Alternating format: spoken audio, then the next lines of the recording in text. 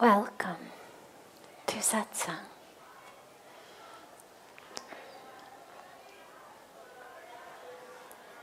So beautiful to be together with all of you.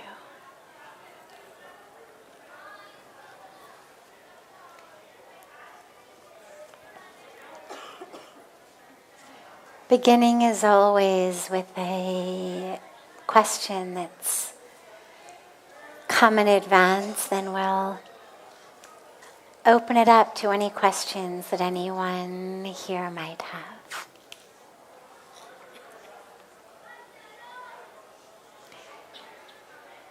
Do you agree that a person's education is never complete?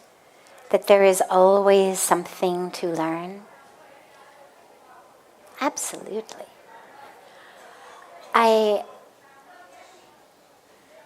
On every level. I mean, even on the most academic level, even before we get to life education and spiritual education, even just on an academic level, there's so much to learn. There are parts of me that would be so excited to be able to redo university. I mean, just to have that opportunity to have hundreds and hundreds of possible classes taught by people such expert in different fields. I mean, at the time when I was in university, all I wanted to do was finish it up. And, it was sort of a how quick can I get out of here feeling. But in retrospect, if I somehow could live two lives simultaneously and I didn't actually have to leave from here to go do that, I would so happily redo university over and over again until I had taken so many of the classes. Whether it's the classes around art, so literature, poetry, actual art, these expressions from people's hearts over the centuries, different cultures, different worlds, different open hearts. It's such a gift to be able to connect with someone else's heart in that way. And the science, I love the science. To understand each day how much more of a perfect and miraculous creation the creation is. It's extraordinary. You look at a cell. You think, my God. How it all works. Just look at this body.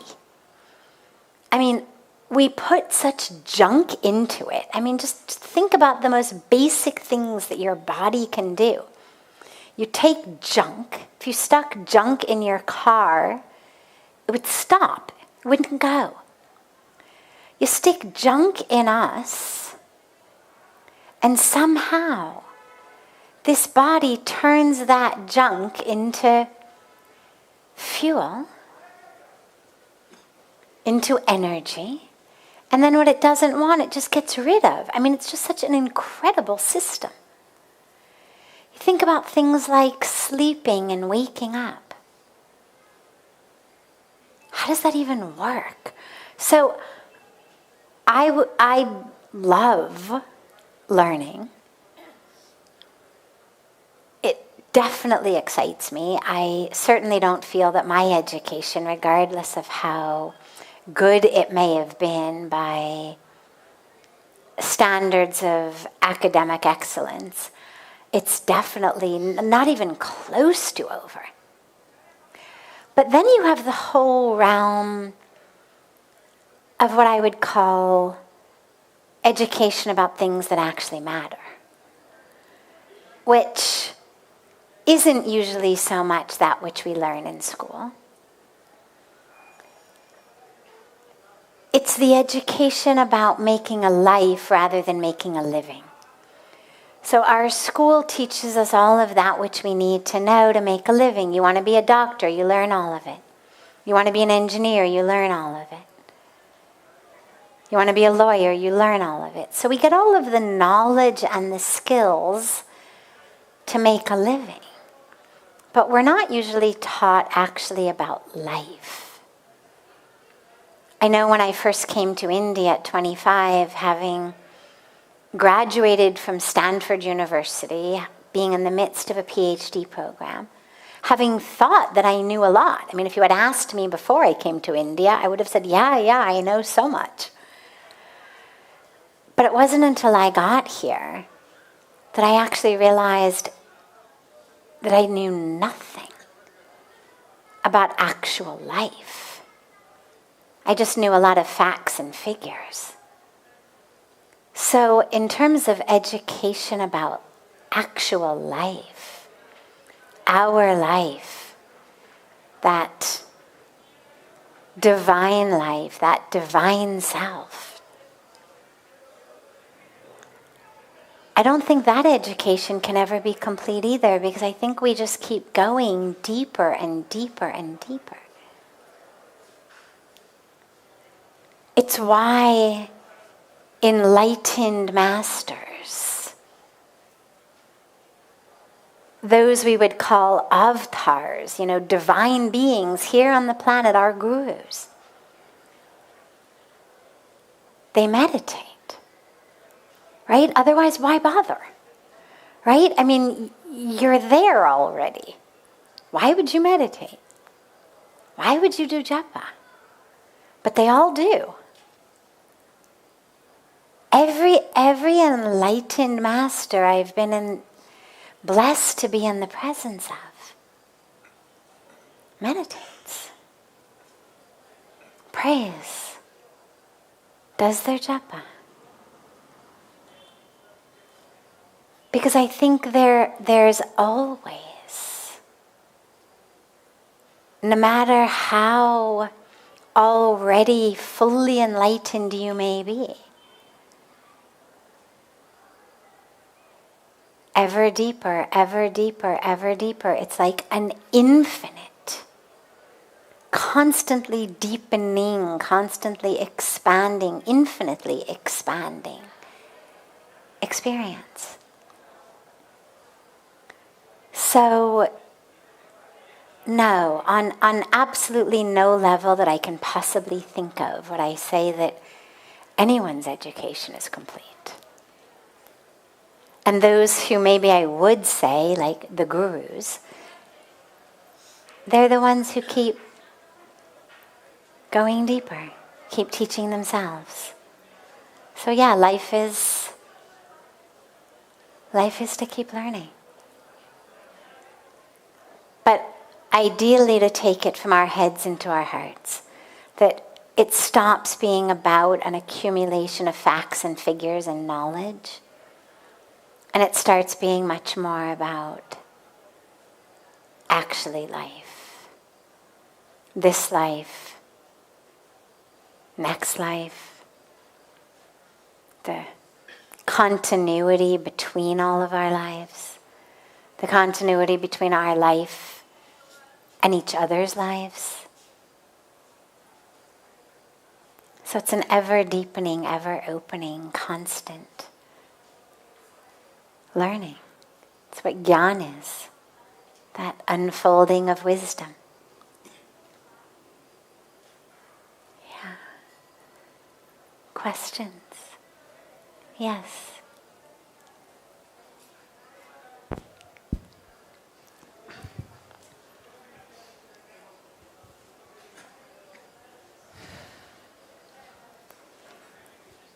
I have these dreams at night,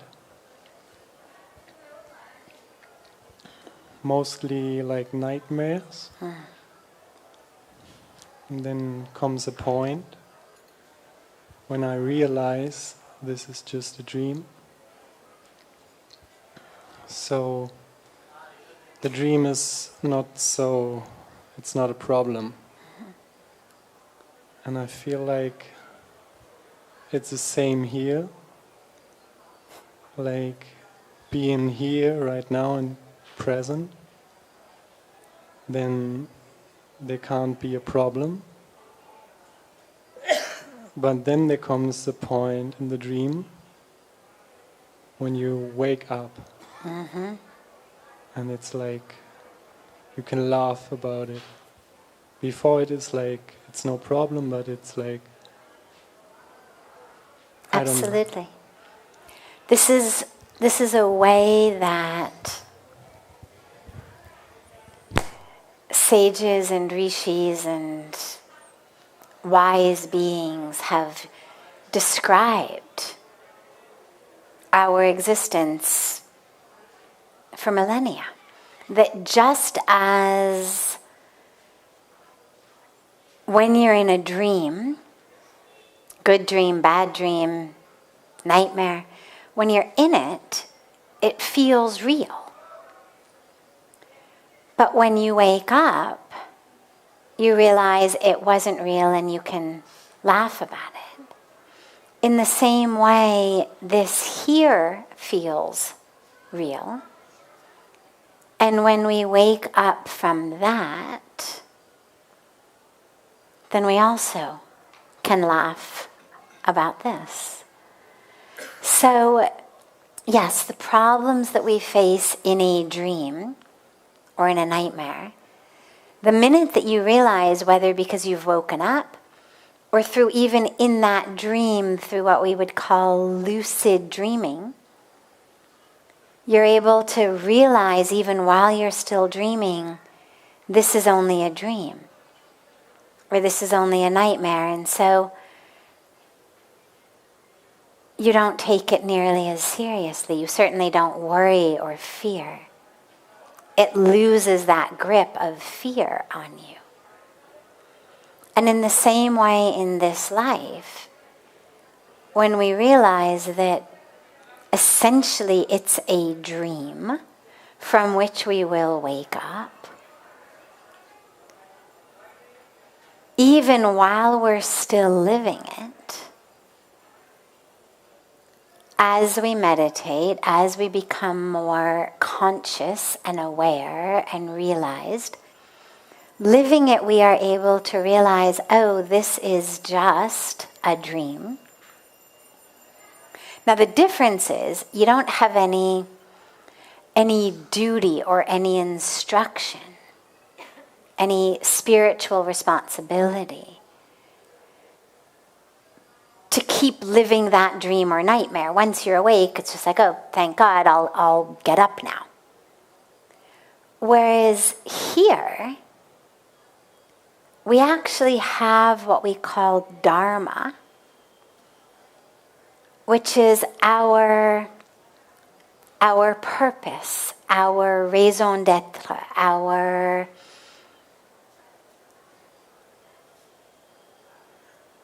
responsibility. Not a perfect definition, but all of these are different ways of speaking about this concept of dharma. It's what we are meant to do, which you don't have in a normal dream, the kind you have lying in your bed. So here we've got this very unique situation where on the one hand, as we wake up internally, we realize this is not real. And simultaneously, we have a responsibility to fulfill our role here. And that's why the spiritually awake beings are the ones who don't just keep sitting. I mean, you look at the life of the Buddha, for example. He sits under the tree, he attains enlightenment, but then he gets up. And then he comes back, and he starts teaching, and he starts serving. Because he had a dharma. And if you look at all of the realized masters, from their moment of realization, that's actually the time that they stood up and were even more committed to the fulfillment of their purpose here in that which they had just realized was a dream. So it's a very interesting opportunity that we have, which is to wake up in the middle of it so that we're not held by it. It's all about the difference between being stuck and being free. If I don't realize this is a dream, I'm stuck in it. Things happen, I'm miserable, I'm frustrated, I'm angry. Other things happen, I'm joyous and elated, and I go up and down constantly. I bounce around like the ball in a pinball machine that somebody pulls back, and because we don't realize it's a dream, so we're stuck in it. When we do realize, well, then we become free. So we're still living it here. We're still even more so doing our dharma, doing our duty. But we're no longer stuck. We're free. And so there isn't that suffering. Because there isn't that attachment, there isn't that stuckness. You can think about it like a jail. The prisoner's in jail, stuck. The jailer's in jail because the jailer works there. But the jailer comes and goes at whim. The jailer shows up every day because it is his or her duty to show up, not because they're stuck. And in the same way, that's how we end up living. So yeah, it loses its fear. It loses that stuckness. But we stay. Because now life becomes actually exquisitely beautiful. Now we're able to really taste the divinity of life. Because we're free. That's what Jiva Mukti means. Is free while living. Jiva Mukti. And so that becomes the goal. And it's through that that we actually experience the juice of life. Because otherwise we're way too stuck in our heads about what we don't have and how things are not how we want them to be and what we need. And when we realize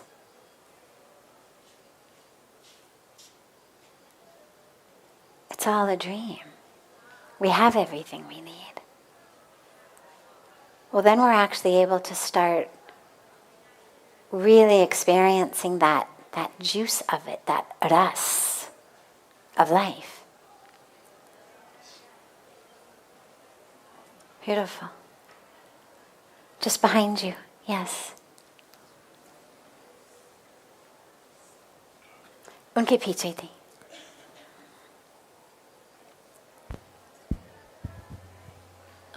I had a question that how do you stop comparing yourself to others? So,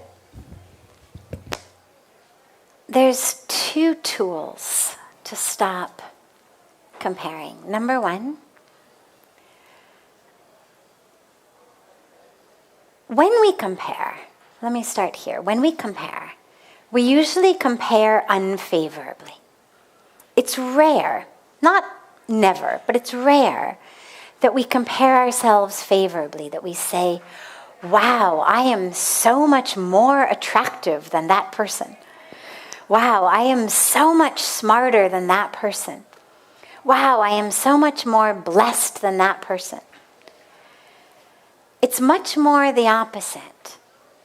Oh God, they're so beautiful. I'm so ugly. Why couldn't I look like that? Oh God, they've got this thing. This is what I want. I wish I could have it. Or they're so smart. They're so funny. They're so confident. Why am I not like that? So we usually compare ourselves unfavorably. But in either case, the first tool of solution is recognize that you are full and you are perfect. If you were supposed to be different, God would have made you different. To assume that there is something lacking in you is to assume that God left you half-baked. That somehow God, made a big mistake. But God doesn't make mistakes. So you recognize the fullness of you and the perfection of you that's different. Like in any flower garden, the rose and the jasmine and the sunflower are so different from each other. In a fruit orchard, the banana, the orange, the apple, the grapes, the pineapple, they're so different from each other. But everyone is beautiful. In our human body, the different parts, my liver, my ears, my toes, my lungs, my heart, my fingers, my nose, they're so different from each other. But they're all so perfect. None of them should ever wish that they were more like the other, or they would lose the perfection of who they are. I mean, if my liver started trying to become more like my nose, it wouldn't serve me very well as a liver. If a banana started trying to become more like an orange, it would lose its beautiful banana-ness. So that's the first tool, is you recognize that. And the second tool is whenever that comparing starts, immediately, just start appreciating the other person. So instead of the sense of jealousy or lack in you, so for example, let's say that you see someone who you think is much more beautiful than you are. And so automatically the mind says, oh God, I'm so ugly next to her. I'm so, whatever it may be, next to her. Why couldn't I be? Instead of that, shift it. Wow, she is so beautiful. It is so nice to look at her. What beautiful eyes she has. Just start appreciating it full stop. Like a piece of art.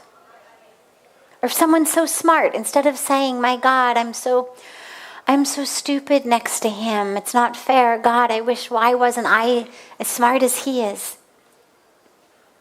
Just start appreciating him. Wow, what a smart guy. That's so impressive. Full stop. See other people with the same appreciation and equanimity that you would see a fruit orchard or a flower garden. As you walk through a flower garden, you don't say, oh God, I wish the jasmine were more like a rose. You're able to just individually appreciate each one of them. Oh, these beautiful jasmine. Oh, these beautiful roses. Oh, this beautiful sunflower. It's a practice of just equanimity, meaning I see it all, but I don't have this internal drive that one is somehow better than the other. That somehow looking like her or knowing things like he does, that somehow that's better than I am? Of course not. We're all perfect in our own way. And so you start to just look at other people the way that you look at flowers in a garden. Isn't that beautiful? Isn't that wonderful? Or that you would look at actors or dancers or singers on a stage. You go to the theater and you don't feel like, oh my God, why can't I sing like that? You just appreciate the way that that person is singing. You don't compare yourself, or hopefully you don't. Otherwise you lose all the joy of going to the theater. I mean, could you imagine if every drama you went to see or every movie you saw where these professional dancers are dancing, if instead of being able to appreciate their dance, you were wrapped up in how you're not as good a dancer as they are, you'd never be able to appreciate anything. So in the same way, just whether it's family members or friends or colleagues or other people in the community or people on social media, just see them all as different flowers in a flower garden or different fruit trees in a fruit orchard or different artists' paintings in a museum, right? You look at this artist's paintings, that artist's paintings. Nobody says, God, I wish, Van Gogh painted more like Picasso. We're able to look at both of them and understand and appreciate the art of both. Full stop. So cultivate the ability to appreciate yourself, because don't only appreciate those outside, appreciate yourself as well. As just another beautiful flower in the flower garden. And see others in the same way. And cultivate this equanimity, where none of it is better or worse. It's all just beautifully perfect in its variety. And God made you different from others in the same way that He made the rose and the jasmine different, and bananas and oranges different. Because as Pujya Swamiji always says, God loves diversity. That's why out of billions and billions of people who have ever lived, nobody has the same fingerprint. Right? Why bother? Did God anticipate that we were going to commit crimes and get arrested and need to be identified by a fingerprint? I don't think so. I think it's just a love for diversity.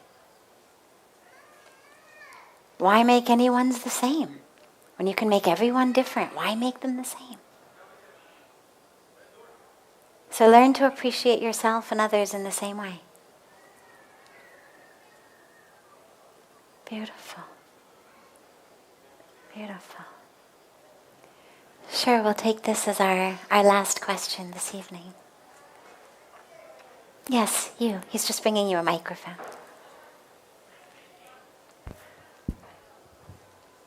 Hi, namaste.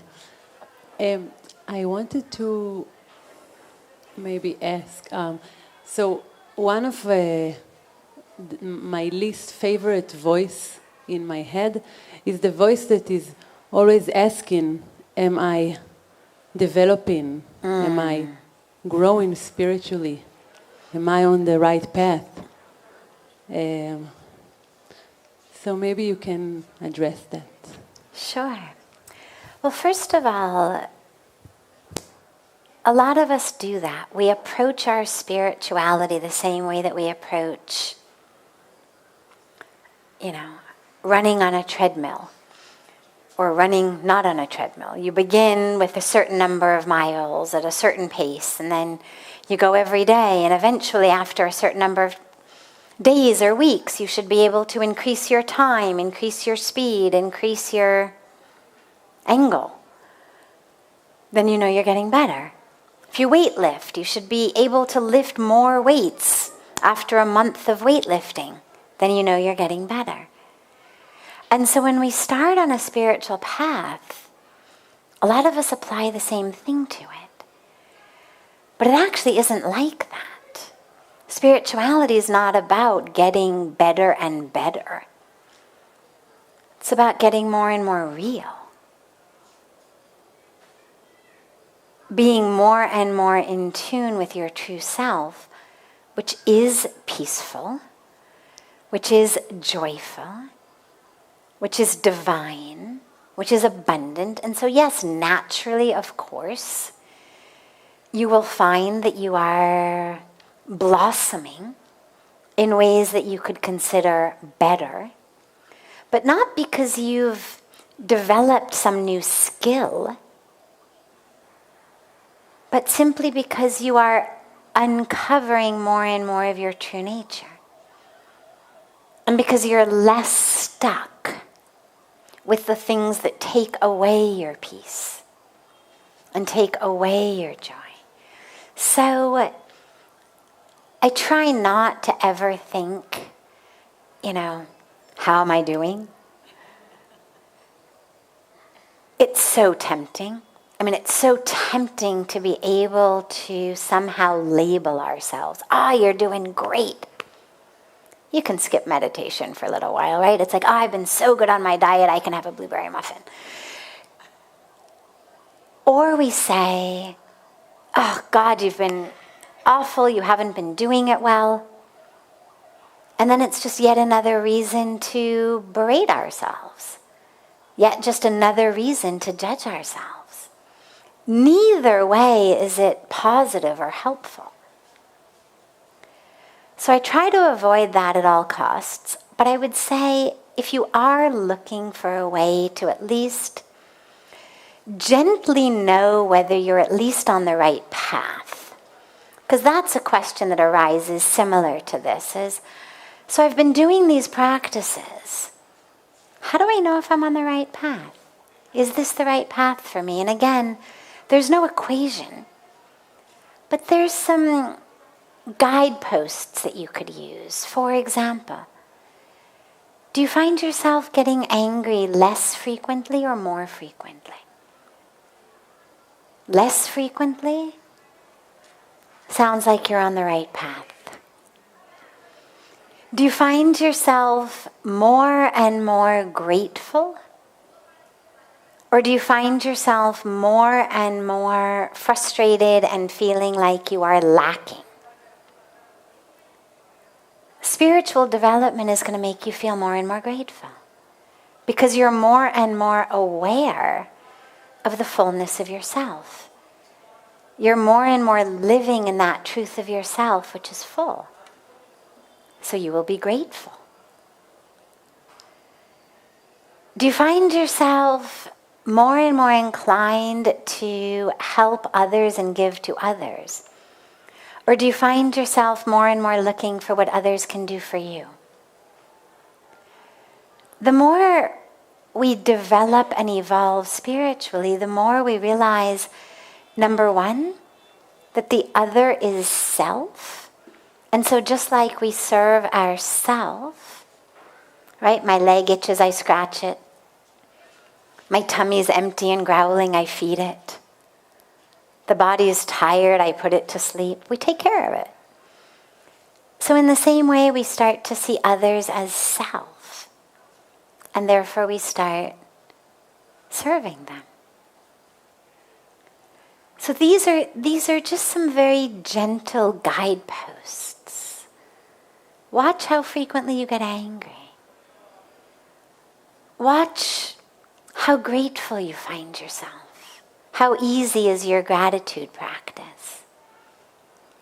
Watch whether your internal instinct is to share and to give, to serve, or is it to grab and to get? Start to notice how easily, or not easily, you're able to choose love and choose peace, no matter what's going on around you. So when we are spiritually undeveloped, our internal state is pretty much determined by the external state. In Hindi, we call the external state paristiti, and our internal state our swastiti. So if I'm spiritually undeveloped, my swastiti, my internal state, is going to depend on external state. Things are good, people are nice to me, everything I want is happening according to plan, my internal state is good. Things are not happening according to plan, people are not being so nice to me, I'm not getting what I want, my internal state is miserable. The more spiritually developed you are, the less your internal state is hooked into the external state. The more you are able to automatically experience, generate, manifest, live in an internal state, regardless of what's happening around you. It's that peace in the chaos, or that noiselessness in the noise. you're able to find something inside that doesn't need the external world to validate it. So those are some just signposts you can use as you're looking. But, you're human. And you're having a human experience as part of a karmic journey. And so, go easy on yourself. If you find that today you got more angry, okay, no problem. Tomorrow will be different. Keep watching yourself, but with gentleness, with love, with awareness that you may be having a bad week. Something may be going on. Because we are still in these human bodies, and things as unconnected to our spiritual growth as how much sleep we're getting. What's happening with our hormones, especially for women, but also for men. What the weather is like. What we've been eating. If we've been eating good, nourishing food, or if we've been on the road, forced to eat junk. And these things actually have an impact. And a lot of those signposts, they have an impact on our emotional state, on our mental state. And so, notice yourself, be aware frequently, every day if you can. But do it gently. If you notice that there's a period of time in which things seem to be going in the wrong direction, don't beat yourself up about it. It literally could be something as simple as a new neighbor next door who makes so much noise that you're just not getting enough sleep at night. Look at other factors in your life as well. And then if you decide that maybe something needs to be adjusted in your spiritual practice, so you come for a spiritual retreat. You get a spiritual tune-up. Charge the battery, as Pujya Swamiji says.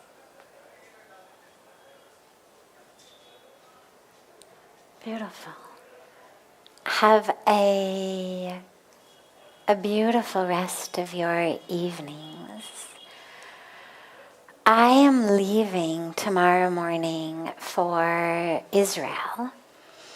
I will be in Israel for the next 9 days, 7 days, but 2 days of travel, for a beautiful wellness summit. It's the Global Wellness Summit, where they're bringing together top leaders in health, in wellness, in medicine, in longevity, in innovation.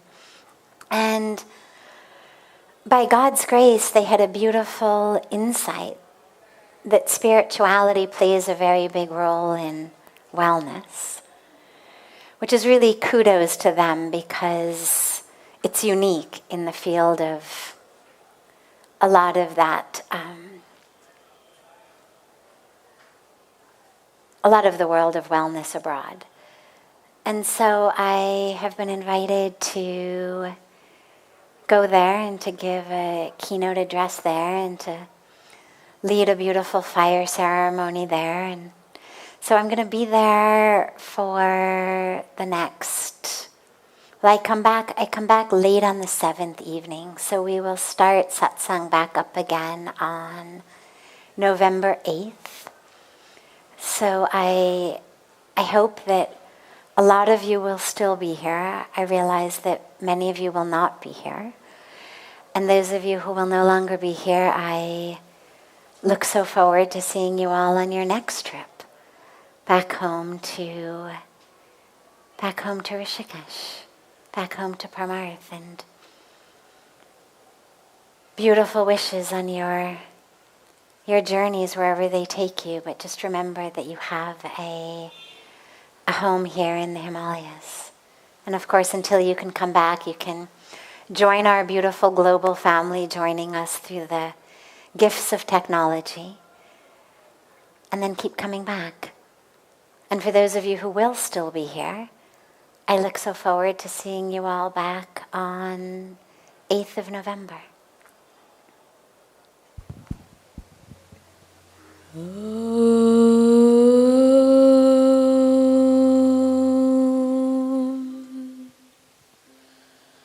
Om Bhurбhuvah Swaha Tatsaviturvarenyam Bhargo Devasya Dhimahi Dhiyo Yo Na Prachodayate.